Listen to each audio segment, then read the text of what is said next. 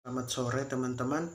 Perkenalkan, nama saya Rimba Hanson Putra Kajah, NIM 1803030133. Saya mahasiswa Sosiologi semester 6 kelas C, Prodi Fakultas Ilmu Sosial dan Ilmu Politik Universitas Nusa Cendana. Oke, pada kali ini saya akan membahas buku tentang hak properti di Rusia pasca Soviet, kekerasan, korupsi, dan permintaan hukum menurut Jordan Gansmors. Oke teman-teman, tanpa basa-basi kita langsung ke penjelasan dari buku tersebut. Yang pertama, hak properti di Rusia pasca Soviet, kekerasan, korupsi, dan permintaan hukum menurut Jordan Gansmors. Yang pertama, efektivitas hak milik dan supremasi hukum yang lebih luas sering digambarkan sebagai tergantung terutama pada pasokan hukum penguasa institusi.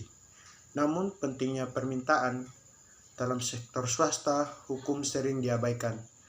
Buku ini mengembangkan kerangka novel itu yang membongkar permintaan hukum di Rusia, membangun pintu masuk asli survei, hadiah, serta wawancara ekstensif dengan pengacara, firma, dan swasta badan keamanan, dengan menelusuri evolusi ketergantungan perusahaan pada kekerasan, korupsi, dan hukum selama 2 dekade setelah kolonial Uni Soviet dalam selang waktu. Buku ini menjelaskan mengapa perusahaan dalam berbagai konteks dapat beralih ke hukum untuk perlindungan hak milik meskipun lembaga hukum tetap tidak efektif atau korup.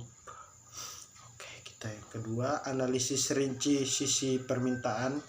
Penulis atas hak milik menarik perhatian pada peran luas yang dimainkan hukum dalam bisnis Rusia dunia, bertentangan dengan penggambaran Rusia sebagai pelanggar hukum. Kita ke slide yang kedua, kekerasan, korupsi, dan tuntutan hukum. Di seluruh dunia, perusahaan menerapkan berbagai strategi untuk mengamankan hak milik, sebagaimana diakui sejak perintis pekerjaan. Banyak dari strategi ini tidak tergantung pada lembaga hukum formal. Perusahaan beralih ke litigasi atau penegakan hukum hanya sebagai pilihan terakhir. Lebih memilih alih-alih menyelesaikan konflik atas dasar hubungan pribadi dan norma informal. Tetapi dalam kondisi tertentu, perusahaan menghindari legal formal, institusi yang mendukung strategi yang lebih jahat, atau bisa disebut strategi yang memanfaatkan kekerasan atau korupsi. Kita ke penjelasan slide ketiga. Menurut seorang sarjana hukum terkemuka telah menekankan bahwa penggunaan kekerasan dan korupsi merusak lembaga hukum formal, sedangkan penggunaan perusahaan, pengadilan, dan penegakan hukum memperkuat efektivitas lembaga formal dan relevansi, menurut Pistor 1996 dan Henley 1997. Jika ini benar, strategi tegas untuk mengamankan properti milik konsekuensi penting untuk pembangunan aturan hukum dan mengidentifikasi faktor-faktor yang menentukan apakah perusahaan yang menggunakan strategi ilegal atau legal adalah yang paling penting. Penjelasan yang sangat sederhana akan menunjukkan bahwa perusahaan mengandalkan kekerasan dan korupsi ketika negara lemah dan bergantung pada lembaga hukum formal. Resolusi ketika kapasitas hukum negara meningkat. Tetapi contoh-contoh dibahas di atas menunjukkan bahwa perusahaan secara teratur bukan kekerasan dan korupsi tidak hanya di negara bagian dengan kapasitas rendah, tetapi juga di negara bagian dengan tingkat yang wajar kapasitasnya. Konsekuensinya, kapasitas hukum negara bagian negara paling banyak dapat berfungsi sebagai penjelasan parsial. Yang lebih aneh adalah bahwa dalam kasus-kasus seperti Rusia pasca Soviet, perusahaan memobilisasi sumber daya hukum sekalipun lembaga hukum efektif diragukan, dan pada kenyataannya bahkan ketika pejabat negara sendiri dianggap sebagai mayor ancaman terhadap keamanan properti. Sepanjang periode di mana perusahaan Rusia semakin beralih ke lembaga hukum formal, banyak pengamat bersikeras bahwa pelanggaran hukum di Rusia tetap lazim seperti sebelumnya. Sebagai William Browder, investor portofolio asing terbesar di Rusia hingga pemerintah pejabat berusaha untuk secara ilegal menyita asetnya, menyatakan hak milik tidak ada lagi dengan penurunan spektakuler dalam supremasi hukum.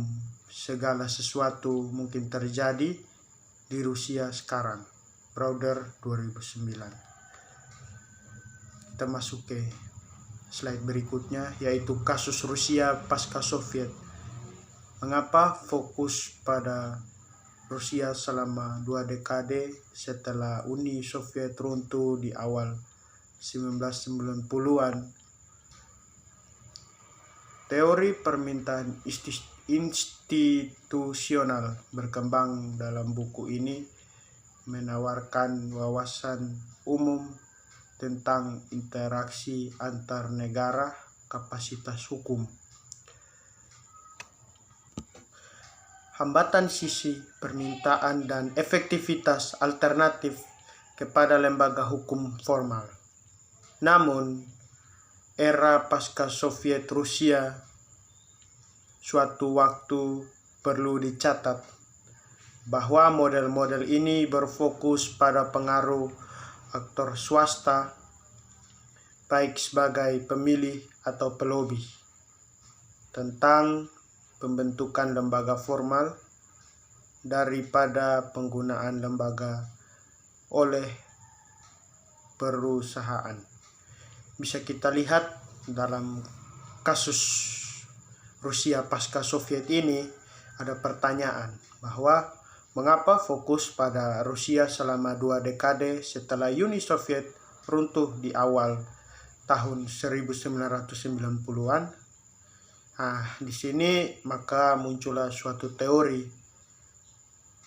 adalah teori permintaan institusional yang berkembang dalam buku ini, yang menawarkan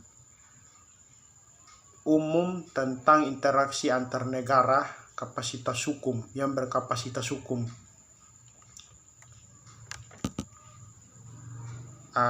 Di sini berbagai hambatan sisi permintaan itu bermunculan dan efektivitas alternatif itu bermunculan kepada lembaga hukum yang formal. Oke, kita lanjut. Ada juga literatur empiris kecil tentang tuntutan hukum dalam bentuk sektor swasta untuk melobi reformasi kelembagaan di Rusia, khususnya bisa kita lihat selama periode awal Putin 2000 sampai tahun 2003. Lihat misalnya John Sluang dan Weinstein 2004 menawarkan analisis luas tentang strategi informal dan formal untuk mengamankan properti, tetapi berfokus pada keefektifan berbagai strategi, bukan pada faktor-faktor yang berkontribusi pilihan strategi perusahaan. Kita ke slide berikutnya, kontribusi. Melalui analisis empiris tentang peran kekerasan, korupsi, dan hukum dalam perlindungan hak milik di Rusia pasca Soviet, buku ini menawarkan beberapa wawasan yang lebih luas ke dalam beberapa baris pertanyaan mendesak dalam kontemporer politik, kooperatif, dan ekonomi politik. Jadi bisa kita lihat teman-teman di sini terdapat perlindungan hak milik di Rusia pasca Soviet. Di sini buku ini menawarkan beberapa wawasan yang lebih luas ke dalam beberapa baris pertanyaan yang mendesak, yang datang dan mendesak dalam era kontemporer politik kooperatif dan ekonomi politik ya. Yang kita lanjut lagi, sementara pentingnya supremasi hukum dan mengamankan properti hak khususnya untuk pembangunan ekonomi dan politik secara luas diakui. Masih belum jelas mengapa lembaga untuk melindungi properti hak tetap tidak efektif di sebagian besar dunia, dengan menekankan sisi permintaan pengembangan kelembagaan dan dengan menganalisis interaksi persamaan antara penawaran dan permintaan kelembagaan. Buku ini memberikan informasi yang segar pada perspektif tentang dasar-dasar kelembagaan negara hukum.